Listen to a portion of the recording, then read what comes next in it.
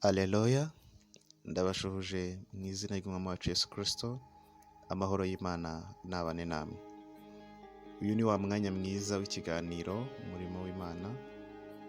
Uyu munsi ni umunsi mwiza w'umugisha kuri njye nawe, ni umunsi udasanzwe. Humura, Imana irakuzi. Reka dusenge Imana dutangire. Data, turagushimye mu izina ry'umwami wacu Yesu Kristo, tunejejwe nuko uri Imana idahinduka, tunejejwe nuko uri Imana ibana natwe, tunejejwe nuko uri Imana iri kumwe natwe. Ikiduteye kugushima nuko ubana natwe ku manywa na nijoro, nuko utatuva iruhande, nuko ubana natwe ku manywa na nijoro. Twabona uburyo tugushimamo uko bikwiriye, ariko data, imitima yacu yuzuye amashimwe. Imirimo yawe iratangaje. Turi imbere yawe rero, tugiye gutangira umwanya mwiza w'ikiganiro. Reka ubane natwe, ukomeze kudushyigikira. Reka imitima yacu ize kumva ijwi ryawe ryarindi ryongorera. Turakwemereye rero, tugiye tangirana natwe. Nituza gusoza turashima izina ryawe. Reka byose bibeho uko bishaka, mu izina ry'umwami wacu Yesu Kristo tubisenze twizeye, amen.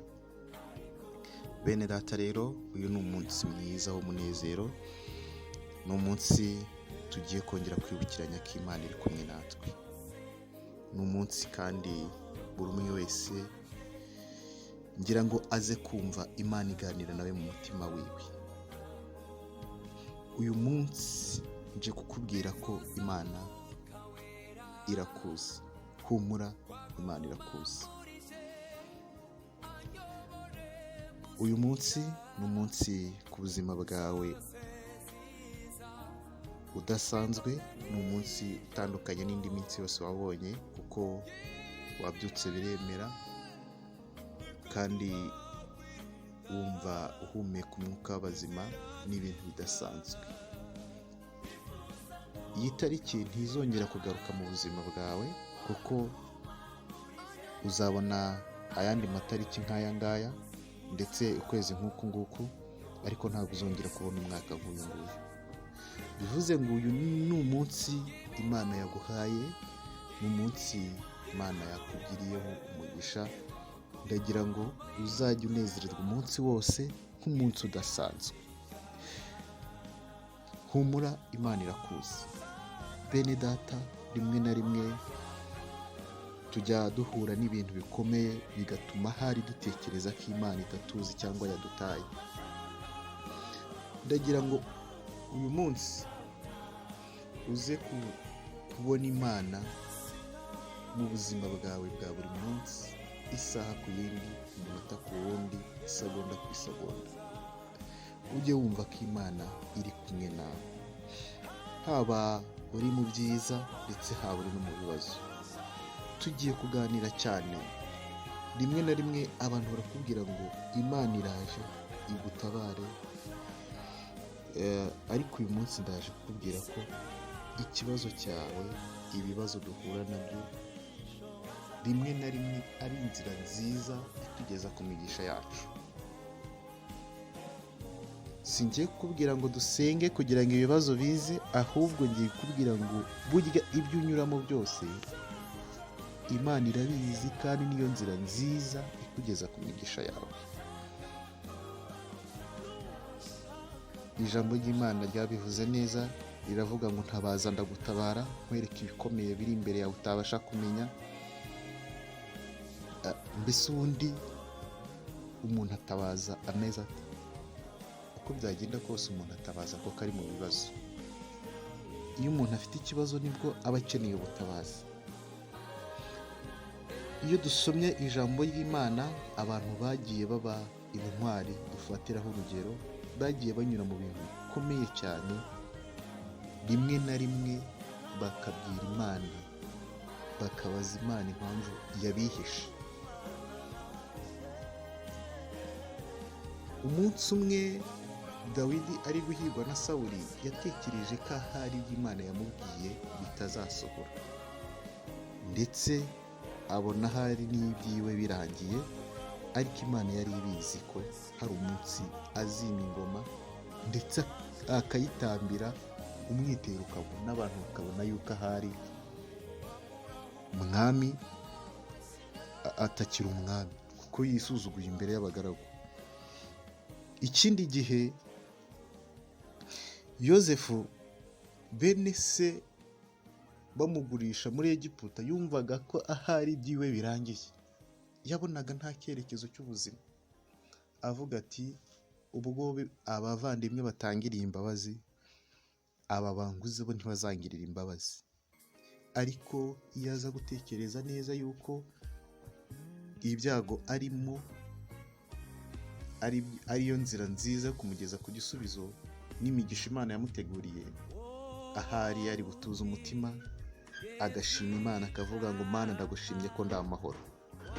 Niyo mpamvu nkubwira ngo uyu munsi uwishimire, uwunezererwemo, uhimbaze Imana, ivuge ngo Mana ndagushimye ko n'uyu munsi nongeye kuwubona.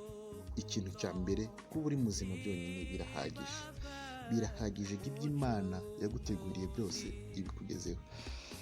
Uyu ni umunsi kandi nanone nongera kukwibutsa yuko ibyo utekereza, ibyo uvuga, ibyo ukora byose bibe ibihesha Imana icyubahiro.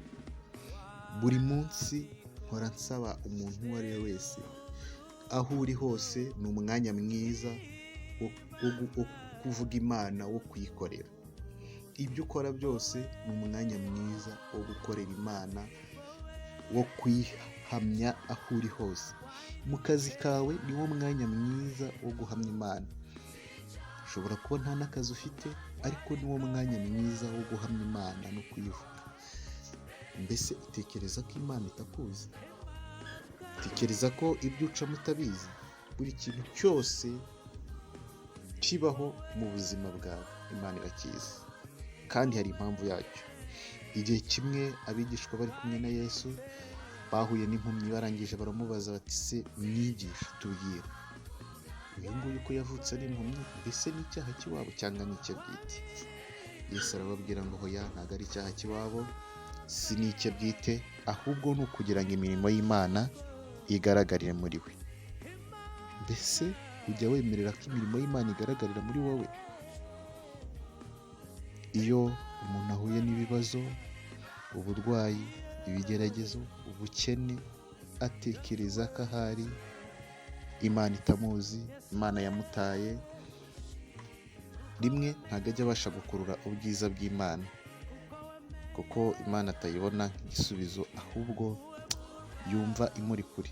Niyo mpamvu ngira ngo buri muntu wese mu mwanya wiwe, mu byo atekereza, mu byo akora, aze kumva ko Imana iri hafi yiwe, aze kubona Imana igisubizo cyiwe cya buri munsi, aze kubona Imana no mu bibazo byiwe. Biragoye cyane kubwira umuntu ngo asubize igisubizo cy'ikibazo kidahari. Biranagoye cyane kugira ngo umuntu aze kumva ijwi ry'Imana ari mu bibazo. Igihe umuntu afite ibibazo, yuzuye amarira, yuzuye agahinda, biragoye cyane ko yahita abona Imana. Mbese bigenda bite? Mbese n'iki wakora? Nk'uko nawe utabasha gusubiza ikibazo kidahari, ni nako Imana ikeneye ko tuyibona no mu bibazo byacu. Igihe ufite ikibazo ukumva ko ari ikigusunikira mu migisha yawe, ugatangira kuvuga ngo Mana, imbaraga zo kuva aha ngaha hatsinzwe n'uburiganya bwa Satani.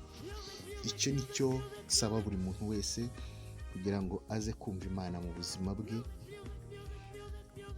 aze kumva Imana mu bibazo byiwe, aze kumva Imana mu gihe icyo ari cyo cyose arimo, aze kuvuga ngo Mana nk'imbaraga mbashe kunesha. Uyu munsi ni umunsi mwiza, humura, Imana irakuzi. Bene data, ni byinshi twakaganiriye, ariko uyu wari umwanya mwiza wo kukubwira ngo humura, Imana irakuzi. Ntutekereze ko Imana iri kure yawe. Imana niyo yakuremye mbere y'uko uba urusoro mu nda ya mama wawe. Imana Imana yari ikuzi. Ijambo ry'Imana ryo ribivuga neza rikavuga ngo murabona mbaremye imirimo myiza muri Yesu Kristo, iyo nateguriye kera kugira ngo muyigenderemo. Nicyo cyatumye ibwira Yeremiya ngo humura, ndakuzi, nakuremye, nakumenye ntarakurema, utaraba urusoro mu nda ya mama wawe. Mbese ufite ubwoba bw'iki? Mbese niki gitumye uhangayika umutima? Humura, Imana irakuzi. Ibyo ucamo byose irabizi, kandi impamvu yemera kubijyamo ni uko ishaka kwihesha icyubahiro. Uyu munsi ndagira ngo wakire ihumure ry'Imana kandi ukomeze urugendo Imana muri kumwe. Reka dusubikire ahangaha, tuzasubukura utaha tureba ku bindi Imana ibiri kumwe natwe ku manywa na nijoro, igihe dutekereza n'igihe tutari kuyibona, ariko Imana irahari. Reka dusenge dusoza. Imana, turagushimye ko ubana natwe ku manywa na nijoro. Turagushimye ko hari ibyo ukora tutarabimenya. Turagushimye ko hari byinshi bihinduka mu buzima bwacu.